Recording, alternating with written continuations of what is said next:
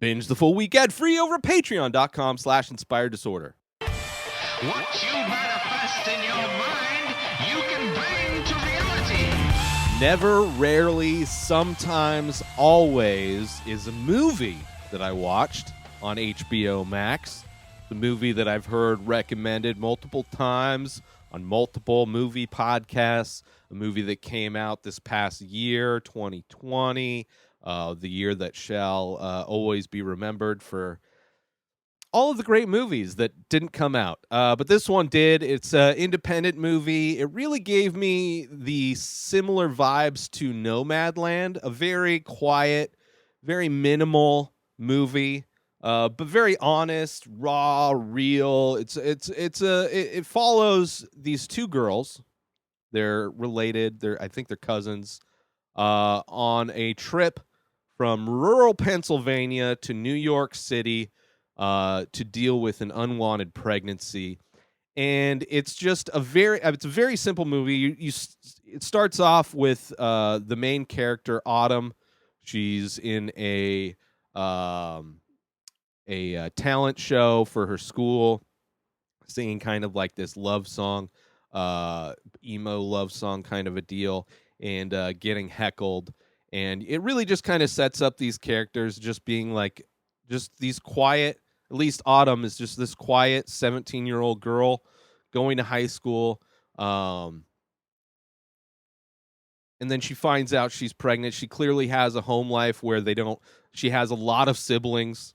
Her dad is clearly an alcoholic. Her mom is, probably just trying her best to hold everything together.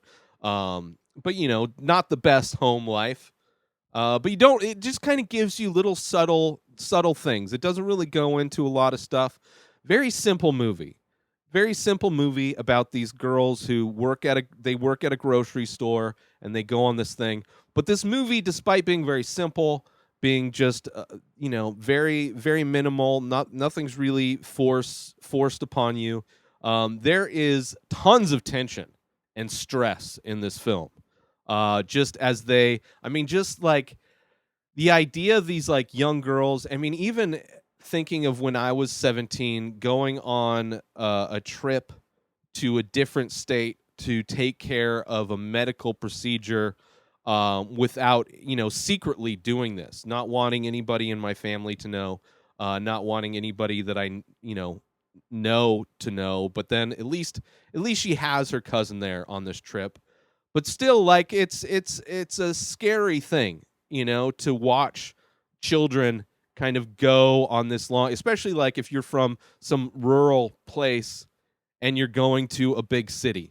Like, understanding, like, being street smart is a real thing, and it's very easy to kind of let people who want to take advantage of you in. And you're seeing, before they even go on the trip, you're seeing these people, these other characters that are kind of like tangentially there, like her dad, who clearly seem like a danger. Like, the dad seems like he seems like a scary dude. You don't know what he's done. You don't know if he's done anything, but he's like, it almost feels like you can see it in him to do shitty things. You see when they're in New York, you see they're riding a subway. You see it's like late at night. They're just trying to wait out until the next day, or they're trying to get to another. There's a lot of. It's also like a big hassle. Like, this movie's also.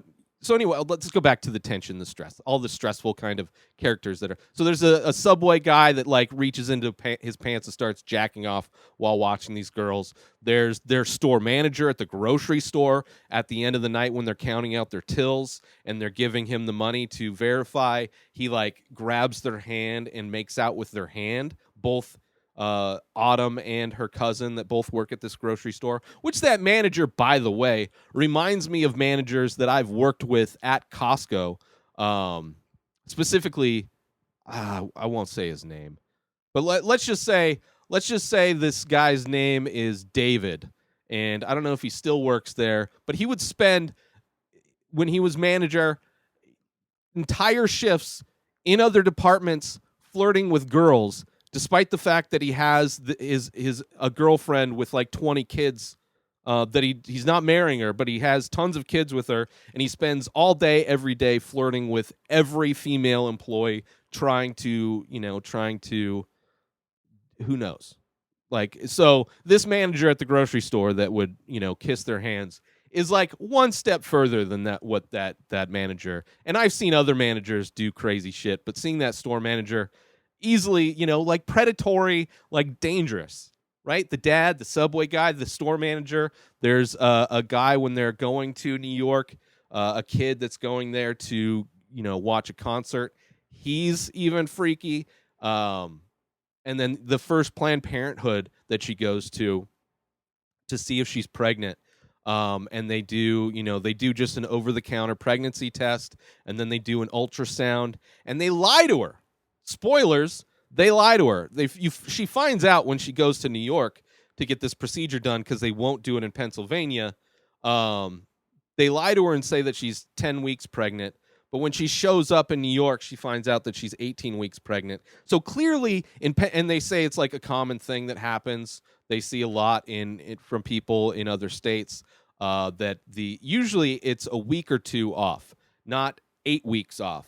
And the reason why, they don't explicitly say the reason why they lied about saying it's 10 weeks instead of 18 weeks, is that the window in New York to get a pregnancy done, I think they said it was 20 weeks.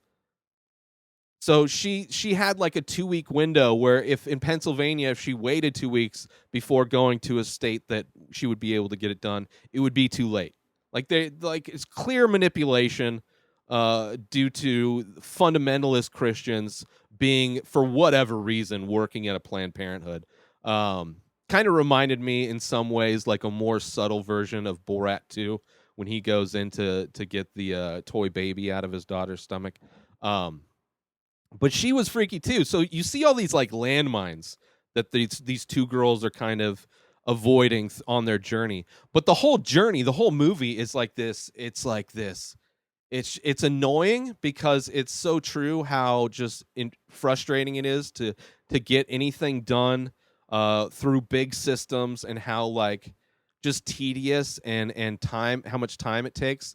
Where it's like she goes to get this procedure done locally.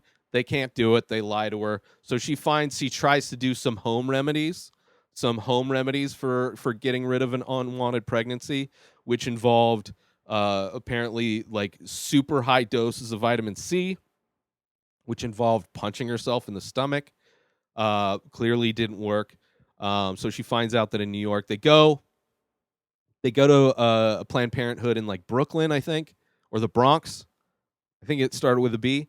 But they weren't able to do it at that facility. She had to go to another one in Manhattan. So it's like what turned out to be, they intended to be a 1-day trip where they can just go get it done and go home. They end up having to stay in New York for multiple nights.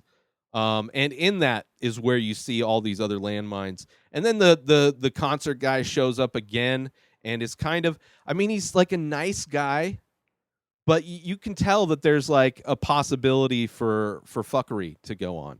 But yeah, just kind of like a brutal movie. You're on this ride. You're I'm stressed out because I know all the potential wrongs that can happen. And even when she's getting the procedure done, right? She has to go to this Planned Parenthood twice. She has to go get one thing done, and then she has to go back the next day to get it completed.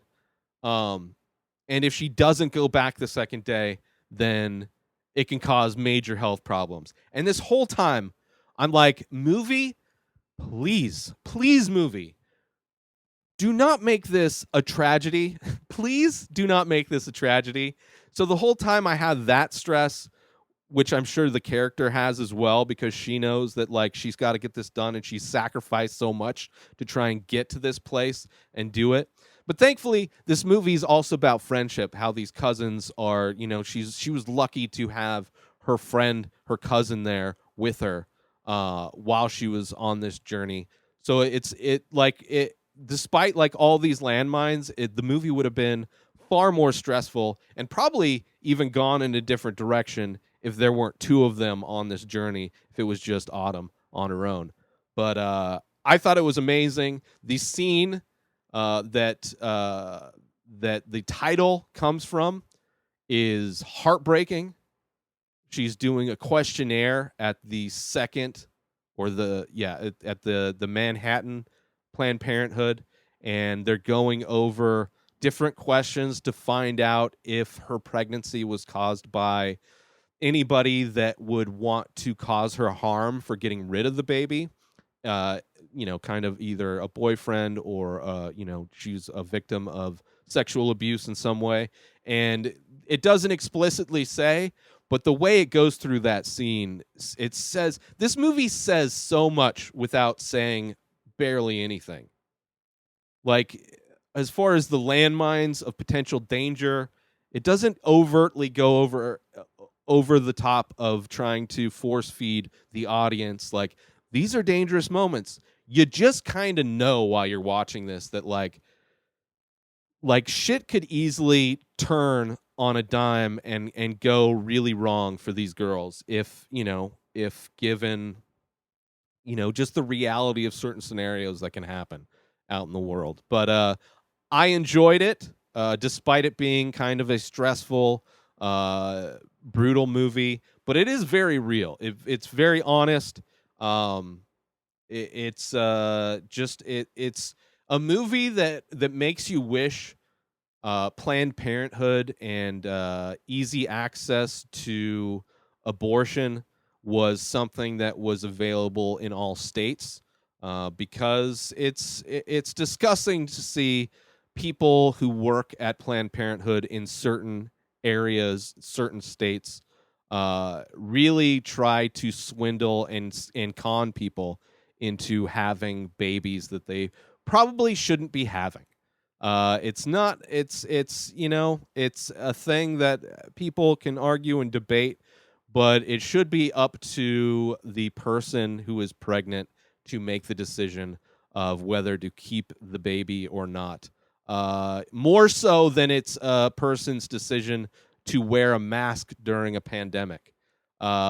Having a baby is a soul. It's like it's going to be your responsibility for the rest of your life, versus wanting to have the freedom of choice for your body to not wear a mask in order to infect other people around. It's not like not getting an abortion causes other people to have babies all around you. It's a twisted way of thinking for the conservatives to kind of get what they want, and just maintain their just delusion for their reality. But definitely check out Never Rarely, Sometimes Always. It is on HBO Max. I highly recommend it. It is great. Get yourself some amazing coffee from an independent brewer out in Thetford Center, Vermont. That's right. StationHouseCoffee.com is where you go. Follow Station House Coffee on Instagram to get your small batch, single origin, premium coffee. Order it online and get it shipped directly to you. Let them know the Ray Taylor Show sent you. Go over to stationhousecoffee.com today and order yourself some coffee, and follow Station House Coffee on Instagram. New episodes of The Ray Taylor Show come out every single day. Subscribe on IGTV, YouTube, and everywhere else podcasts are found. Binge the full week ad-free over at patreon.com/inspireddisorder. Buy Ray Taylor Show merch over at inspireddisorder.com. Follow the show on Instagram at Ray Taylor Show. Have a wonderful day, everybody. Peace out!